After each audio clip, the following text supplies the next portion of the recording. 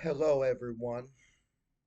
My name is Alexander Jones, and for my topic, I will discuss the Equifax 2017 data breach. Now, to give you a little summary, on March 10th, 2017, four members of the Chinese military were able to hack into Equifax's database and steal a lot of personal information from over 148 million customers. This personal information included birth, birth dates, social security numbers, credit card information, and other personal information from these various customers.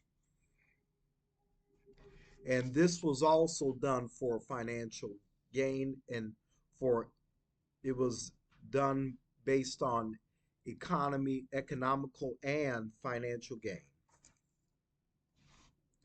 Now, to give you a little timeline of the Equifax data breach, March 7th, 2017, the Apache Software Foundation saw a vulnerability with the Apache strut on the Equifax database.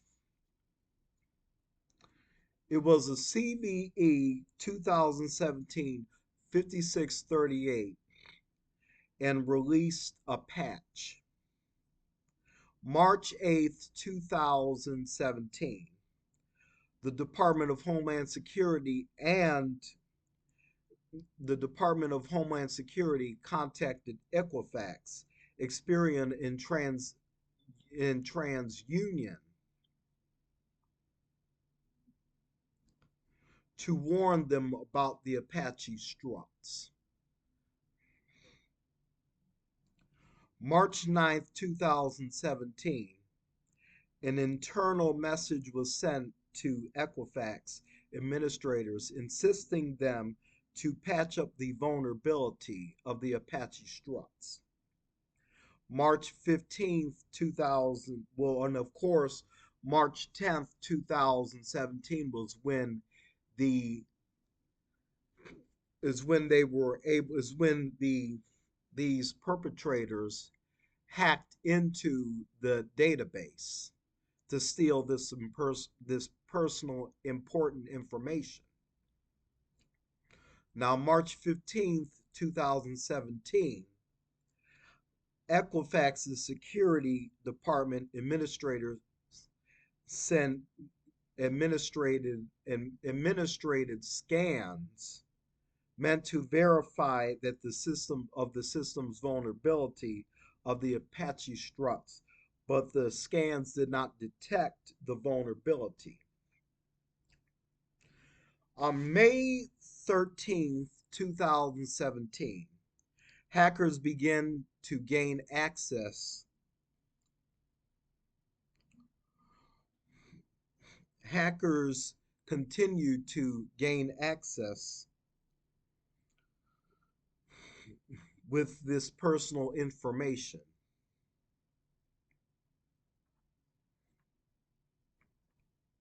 They continued to gain access of this personal information. On July 2017, Equifax noticed suspicious network traffic associated with its consumer dispute website. Its information security department applied the Apache strut patch. They applied the Apache strut patch to patch up the system. July 30th, 2017, Equifax's Information Security Department found further suspicious activity and took the web application offline.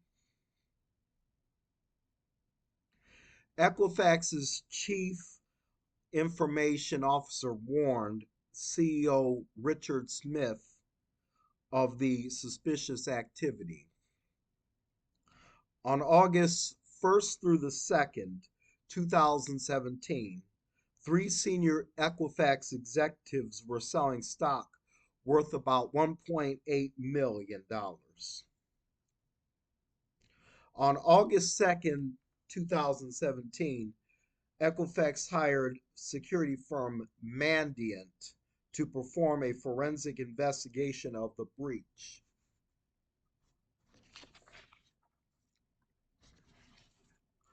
On September the 7th, 2017, Equifax warned the public about the security breach on Twitter.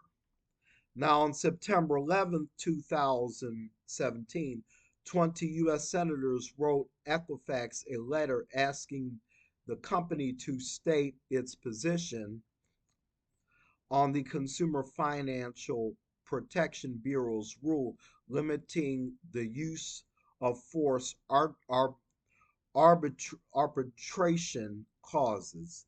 Equifax had previously lobbied for the rule's repeal. On September the 13th, 2000. Now this is all just a timeline of what was going on with the Equifax data breach. Now,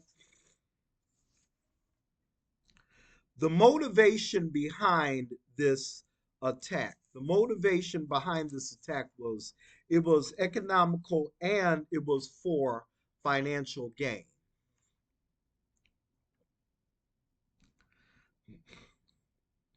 So now they try to use they try to so they try to use this information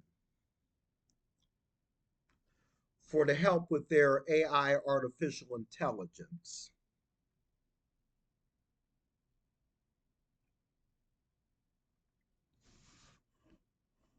Now, the platforms and the toolkits that they use to hack into Equifax, they, the four members of the Chinese military, they use an exploit toolkit, which was web shells, which were malicious scripts that were able to they were able to exploit the vulnerability of the computer system, hack into the computer system, and steal this personal information.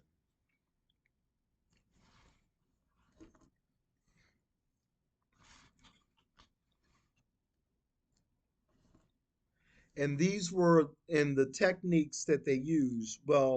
They exploited the vulnerability of the Apache strut to gain the personal information of the 148 million customers, still getting access to their social security numbers, birth dates, credit card information, driver's licenses, etc., etc. They try to get all that personal information by exploiting the Apache Strut software, the vulnerability of the Apache Strut software in the Equifax database.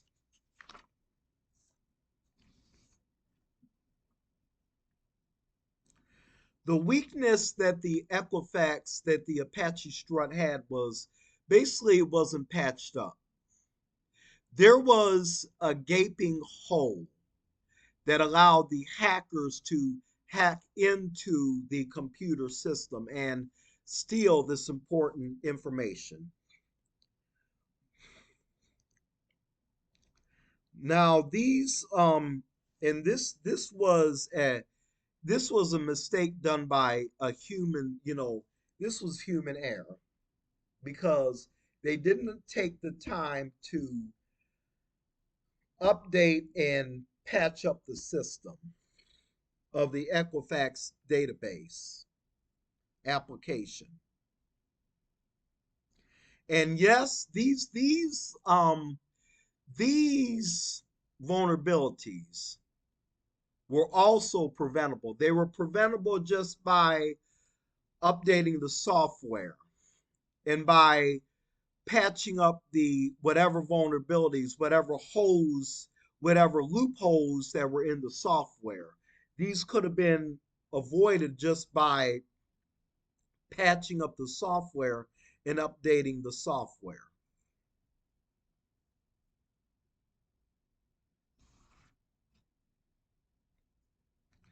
How was this crime detected? Well, investigators discovered malware that was harvesting the information out of the Equifax database. So they were able to detect the malware, the web shells, which were the web shells within the Equifax database. And they were able to find what was going on when they were investigating and when they were looking through the database. They picked up on it. And this could have been prevented.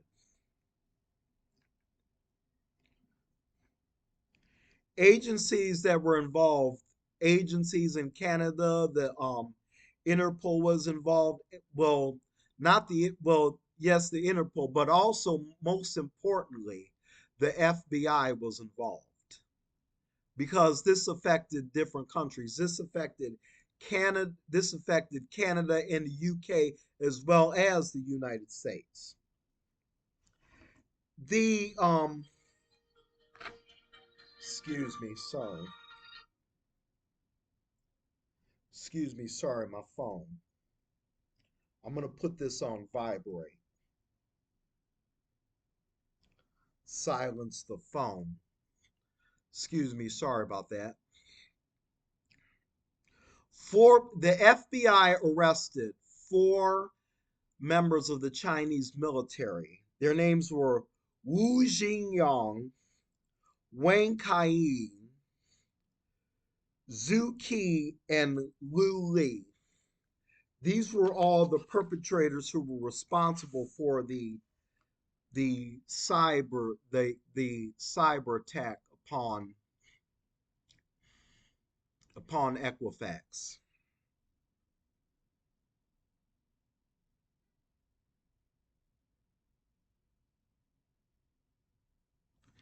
The FBI, when they investigated, they found that they were doing this from 40 different IP addresses, which was very difficult. It made it the investigation difficult because they had 40 different IP addresses and they didn't know where to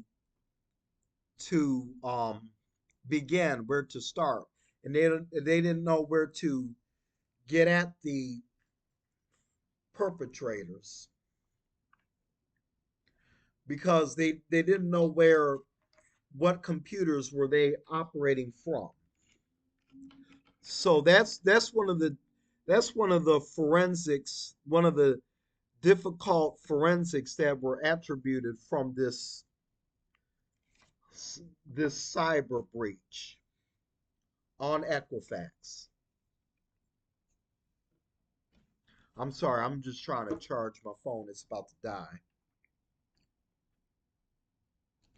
The frameworks that were violated were the Federal Trade Commission Act and the Graham Leach Biley Safeguards Act because it violated these separate laws with protecting personal information. So these were the frameworks that were involved. And they violated these different levels because they didn't protect the person's personal information. The jurisdictional issues. Now, this happens with a lot of companies. You see, with Equifax, Equifax is a company that's in that's in different states and different countries. They're in the UK, they're in the United States, they're across the country. So different state laws were challenged. So different state jurisdictions were involved with Massachusetts consumer protection privacy laws, and Connecticut, Illinois, and Pennsylvania all wrote a joint letter to the government issue, stating to investigate this issue. On the federal level, the federal government had launched its own investigation, and other countries such as Canada and the UK, they all did their own separate investigations. So this is what happens with a lot of companies that are in different countries. You have different jurisdictions involved.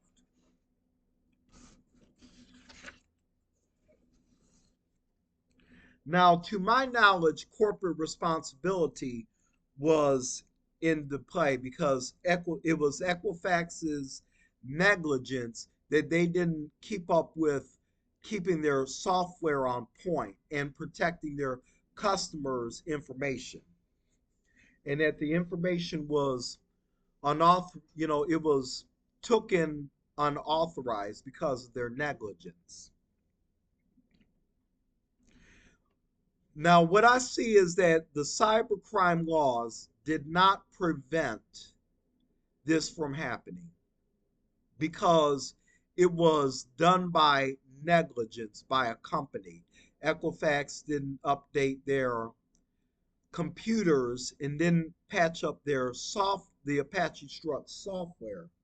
So they were lax. They did not protect their customers' information, so the information was stolen. So henceforth, the cybercrime laws customers from did not prevent this from happening and did not protect customers from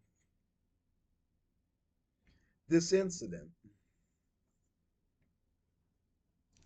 Now, the consequences that followed were is that according to the Federal Trade Commission.gov, Equifax was forced to pay $575 million dollars in a class action lawsuit for stolen information for stolen information. So this was $575 million dollars in damages. Now, to my knowledge, this crime was preventable. It was preventable by keeping up with the system, keeping up with the database system, and making sure that the information is protected by patching up the Apache strut and making sure that no one was able to even hack into the website. And they could have used ethical hackers to see where the weaknesses are and fix them. The measures that could have been taken, well, the computer system could have been tested, it could have been analyzed, and whatever issues that they've had could have been resolved just by being up to date with the computer system.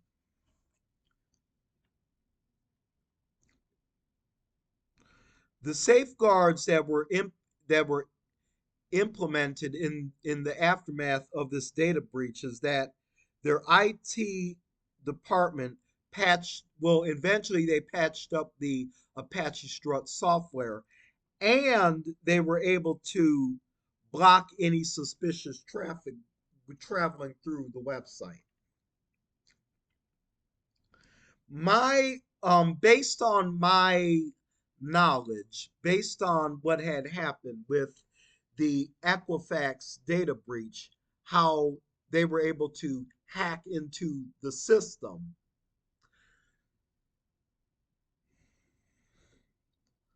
my law, well, my legal law or policy that I would have implemented would have been the Cybercrime Prevention Act. This in this would include each company to do routine maintenance on their computer systems, look at whatever weaknesses there are, and correct those weaknesses and patch up those vulnerabilities this because this was a crime that was partially done by Equifax's negligence because they did not patch up their system.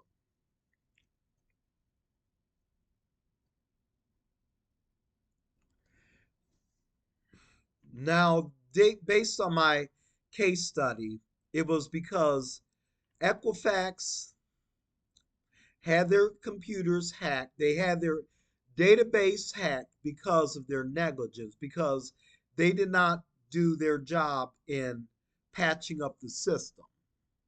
So their database was hacked.